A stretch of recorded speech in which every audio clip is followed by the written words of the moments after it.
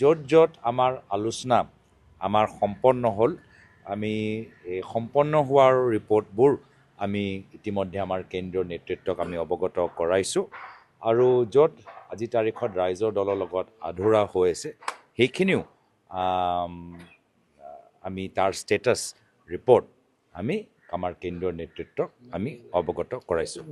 আনুষ্ঠানিকভাৱে আমি ভালকৈ ক'বলৈ বিচাৰোঁ কিন্তু নিশ্চয় আপোনালোকে জানে আমি কোনকেইটা দলৰ লগত আমি আলোচনা কৰি আছোঁ আপোনালোকেও ভালদৰে জানে আমি এটা ভাল পৰিস্থিতিত ভাল পৰিৱেশত আমি আনুষ্ঠানিকভাৱে সকলোকে জনাম কিন্তু সকলোৱে মিডিয়াটো চৰ্চা হৈ আছে অলপ ক'ৰবাত অলপ আসনত অলপ ক'ৰবাত বঢ়াইকৈ কৈছে ক'ৰবাত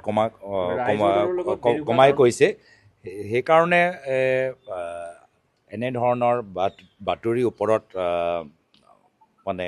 স্পষ্টীকৰণ দিয়াতকৈ হয় বিভিন্ন দলৰ লগত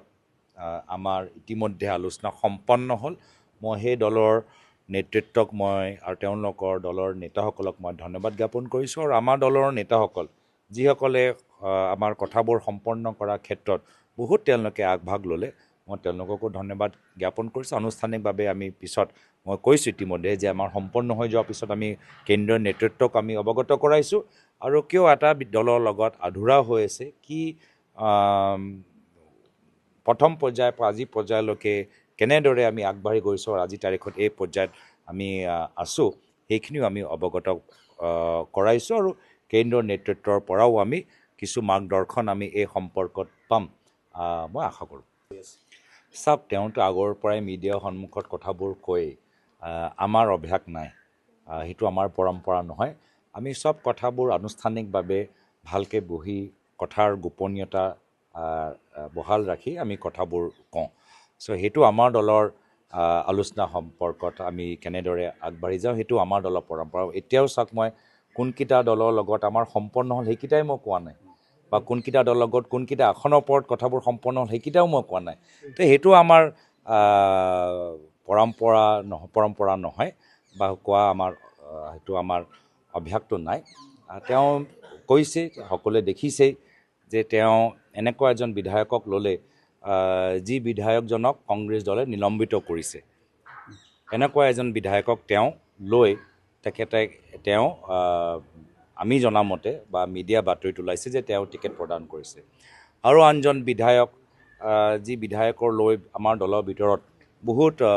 চৰ্চা চলি আছিল বহুত অভিযোগ আছিল সেইজনকো তেওঁ ইতিমধ্যে নিজৰ দলৰ ভিতৰত লৈ আকৌ তেখেতকো প্ৰাৰ্থী হিচাপে আগবঢ়াবলৈ বিচাৰিছে তো নিশ্চয় এনেকুৱা এটা পৰিৱেশ বহুত দিনৰ পৰা আমি চাই আছোঁ আৰু ইয়াতকৈ আৰু বেছি মই নাভাবোঁ মই এইখিনি কথা লৈ যে আমাৰ দলত কিছুমান চৰ্চা হৈ আছে তাৰ এটা ইংগিত মই দিলোঁ ৰাইজে নিৰ্ধাৰিত কৰিব মইতো ক'ব নোৱাৰোঁ যে ৰাইজে কি ভাবিব ৰাইজৰ আগত এটা কথা ৰাইজেও চব কথা জানে ৰাইজেও চব কথা বুজি পায় ৰাইজেও চব কথাখিনি চাই আছে মই নাভাবোঁ যে মোৰ কোৱা অক্তিয়াৰ আছে বা অধিকাৰ আছে বা ইমান অভিজ্ঞতা আছে যে ৰাইজে কেনেদৰে বুজিব যে মই ক'ব পাৰিম এইটো মই ৰাইজৰ বিবেকৰ ওপৰত এৰি দিছোঁ মই কৈছোঁতো আমাৰ বিভিন্ন লগত আমাৰ সম্পন্ন হ'ল এটা বিশেষ দলৰ লগত আধৰুৱা হৈ আছে কথাবোৰ সম্পন্ন হোৱা নাই